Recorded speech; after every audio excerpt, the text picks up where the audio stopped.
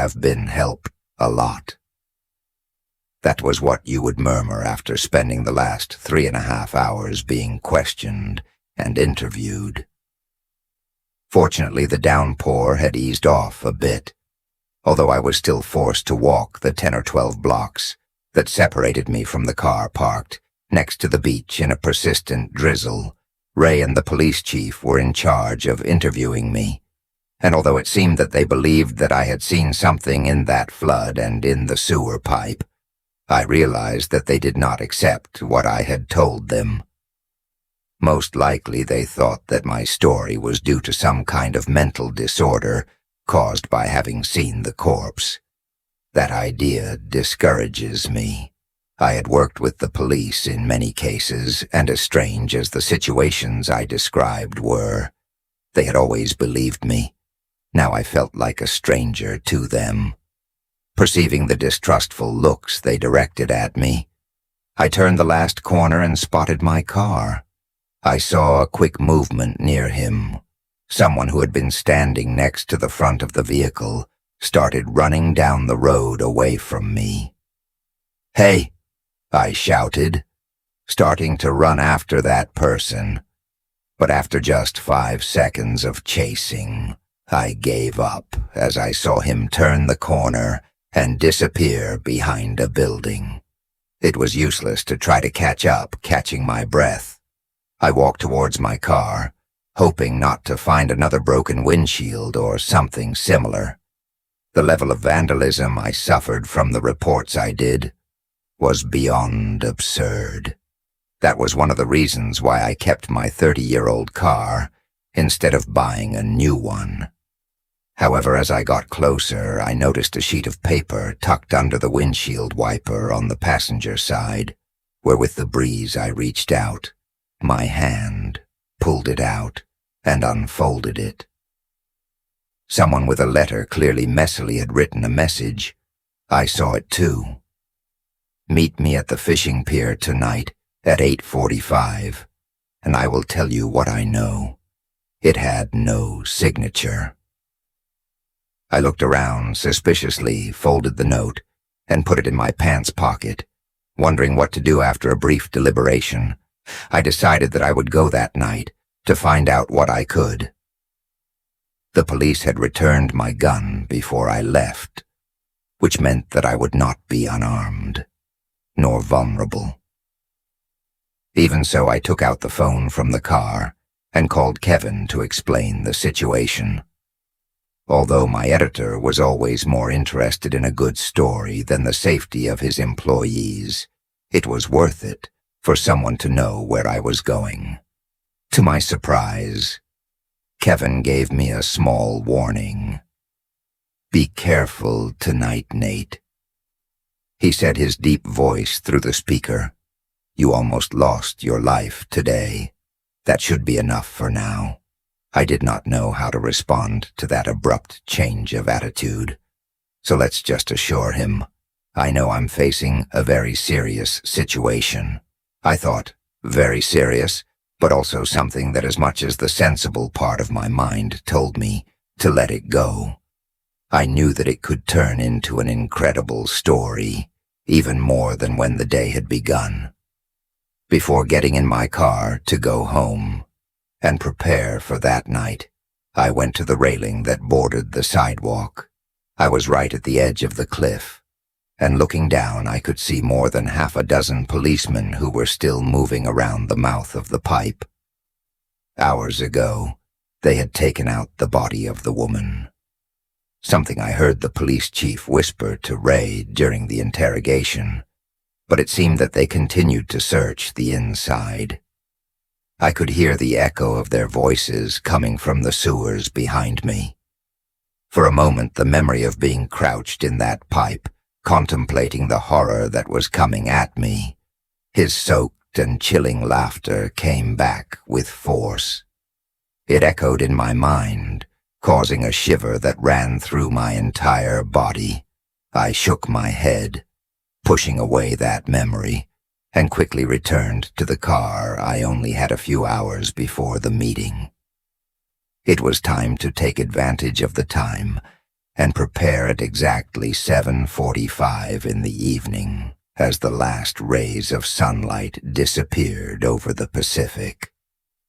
I climbed into my car with a small canvas bag that contained a few items that I had decided to take with me, just in case I started the engine, and headed towards the docks. The streets were eerily empty, although from time to time I would come across a car or truck. The fog that I had heard warnings about from the lighthouse had finally arrived. I advanced slowly through that white and enveloping mist that made the streets and the buildings seem to glow with a ghostly halo. I felt as if I was driving through a dream, or rather a nightmare. I shook my head to clear those thoughts. I could not allow myself to lose focus. I had to stay alert. 15 minutes before the scheduled time, I parked in the parking lot of the fishing docks. The only sign of life were two old, beat-up pickup trucks that probably belonged to fishermen who worked late into the night and on their boats. After checking that my gun was securely in its holster, I got out of the car, slung it over my shoulder, and slammed the door shut. The salty smell of the ocean mixed with the putrid aroma of dead fish, which made me wrinkle my nose, hold on and find that person as soon as possible. Nate. I nodded to encourage myself and moved forward with a firm step, listening to the creaking of the wood under my boots as I walked along the top of the pier. This was divided into two sections, a long elevated walkway that extended some 300-400 feet into the ocean, where the fishermen set up their stalls and shops to sell their catch, and a maze of floating docks at the bottom, where the boats were tied up after walking about 5 minutes along the upper section. It was clear to me that the person I was going to meet was not there. Gosh, it seems I have to go down, you murmur sections. The sound of metal under my feet resonated too loudly in the oppressive silence, interrupted only by the echo of the lighthouse siren in the distance, and the soft gone of a bubble in the bay. When I reached the first section of the floating dock, a slight movement of the waves made me lose my balance for a moment. I let out a breath, feeling somewhat uncomfortable. Although I loved living near the ocean, I definitely preferred to stay on solid ground. A few seconds later, I adjusted to the good and continued to enter the maze of docks and boats. From time to time, a post, with a dim yellow light, broke the fog, saving me the need to use the flashlight. I also noticed a couple of boats with the cabin lights on, confirming suspicions about the fishermen. Despite all, my spirit began to decline. As I looked, the clock was 8:27. Where the hell is this person? The maze seemed endless, but I knew I was nearing the end, as I could make out the top of the pier above me, as I turned a corner that seemed to be the last one I finally saw. Someone, a male figure barely visible through the fog, was standing near the end of a pier between two boats. I took a deep breath and slowly moved forward, letting my footsteps echo on the wood to make my presence evident when I was less than 3. The figure turned to me. "You are very close, sir," said a male voice. I stopped and raised my hands, showing I had no intention of harming you. "No problem," I replied, squinting my eyes to try to see you better through the fog. "It is you who left the note on my car. It is me," he replied, then stepped forward just enough so I could see you clearly. I instantly noticed it was a hobo. His worn and dirty clothes gave him away, as did his face covered in grime and his white and untidy hair. He looked to be about 60 years old, and a gray and unkempt beard covered the lower half of his face that would explain how he knew whatever he saw there downstairs. I patted the canvas bag hanging from my shoulder. "I am willing to pay for any information you can give me about this."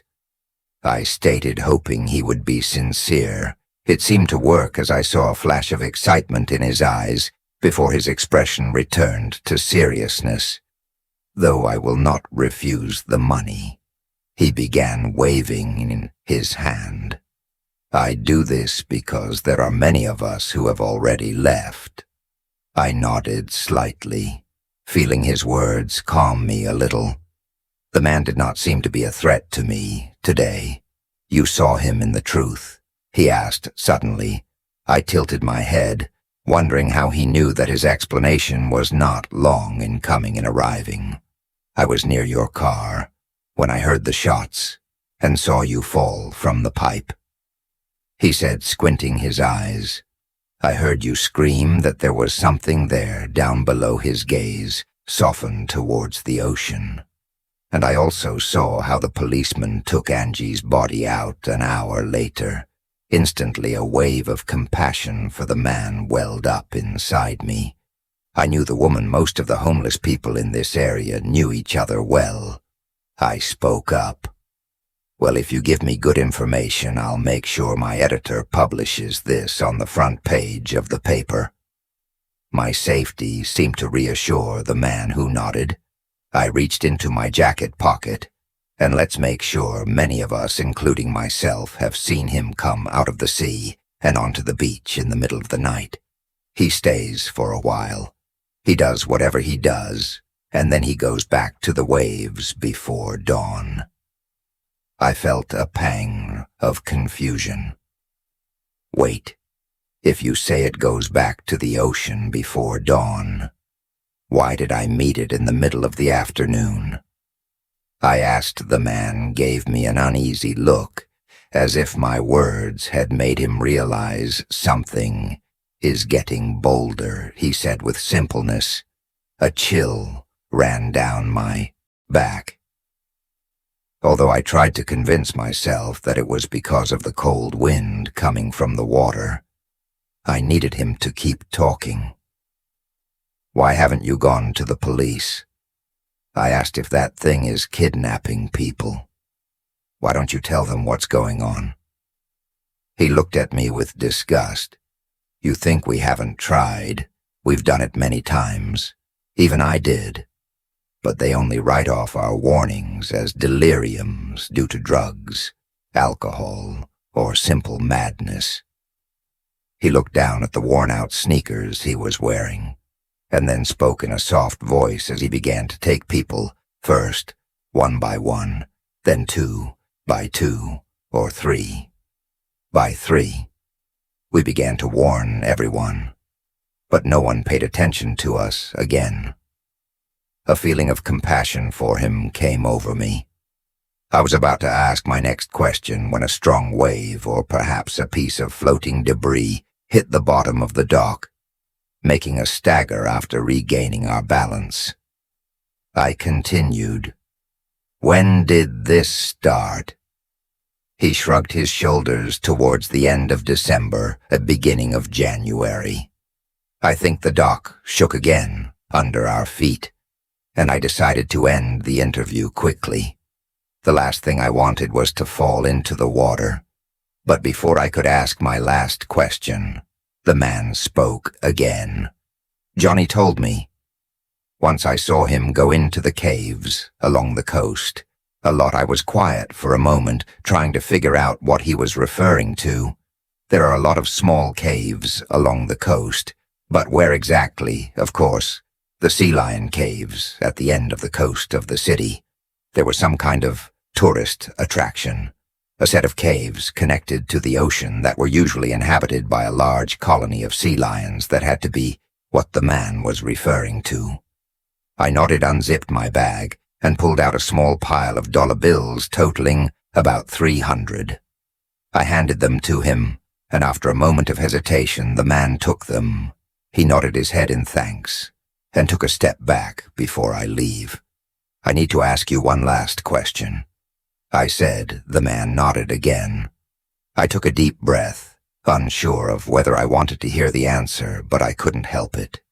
I needed it both for my story and to satisfy my curiosity. "Do you know what he looks like?" I asked. Instantly, I knew that yes. The look of horror on his face, which was now pale, made me shudder. It was as if I had asked someone who had seen hell what he looked like.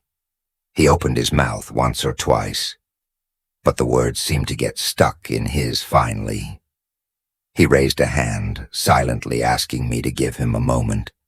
I nodded when he finally opened his mouth to answer. A loud thud shook the bottom of the dock. I was about to fall face first, or worse yet, into the dark water. I saved myself by holding on to one of the lampposts when I managed to get up completely. A heartbreaking scream pierced my ears from the direction of the sound. I knew it was the man. For a moment I feared that he had been hurt. I turned to him, ready to help him up, or even take him to the hospital if necessary. I stood paralyzed. I felt the blood drain from my face, and my jaw loosen. I wanted to scream. But something stopped me, as if the scream had gotten stuck in my throat. The man had collapsed on the wet wood, but that wasn't what made me motionless. It was what was clinging tightly to one of his legs. It was a claw that seemed terrifyingly familiar to me, with black skin and ending in claws that pointed inwards. Those same claws are now deeply embedded in the man's calf, causing him that heartbreaking cry from the wounds. Dark red blood gushed out that formed a puddle on the wood. I looked down and saw how the claw disappeared into the black water, and then a new wave of horror invaded me. It was not the waves or the remains what we felt hitting the bottom of the dock. What was that thing had been under us the whole damn time? I watched as the man desperately clung to the opposite edge of the dock. I realized he was trying to drag him into the ocean, where only God knew what awaited him. I dropped the bag and ran toward him. One hand was gripping the wood, but with the other he reached for my outstretched hand. "Relax, I have you," I yelled. The man let out another scream, and I saw the claw sink even deeper into his leg. His eyes looked at me, full of terror and despair. "Don't let go of me, for the love of God.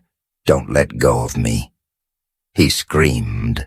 I squeezed his hand and wrist, tightly, determined not to let him go. What happened next happened in a fraction of a second. I saw the muscles in the claw shrink, and the next instant the man was torn from my grip. I heard the nauseating crunch of the bones in his hand, breaking, while he still clung to the dock, and I saw the terror on his face as he tried to let go. Another scream, this one was cut short, as the creature dragged him into the water with a huge splash. A burst of bubbles rose rapidly to the surface and then disappeared. I jumped to my feet and quickly backed away from the pool of blood that marked the last place the Jade Man had been. As I bent down to pick up my bag, the dock shook violently from below, if making me lose my balance. It was now trying to drag me.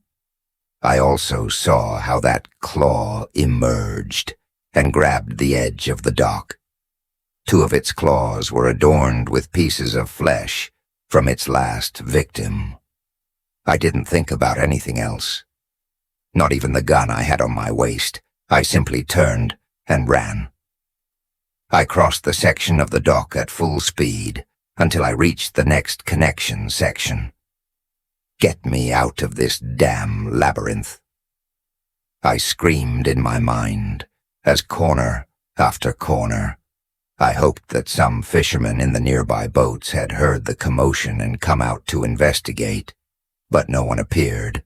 I flew out, and the world seemed to collapse beneath my feet when the dock was once again hit from below.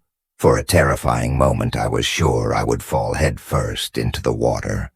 I knew that if I did, I would never see the surface again.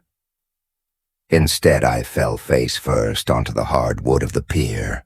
I instantly felt the blood flow freely from my nose, which had been the first thing to hit the ground.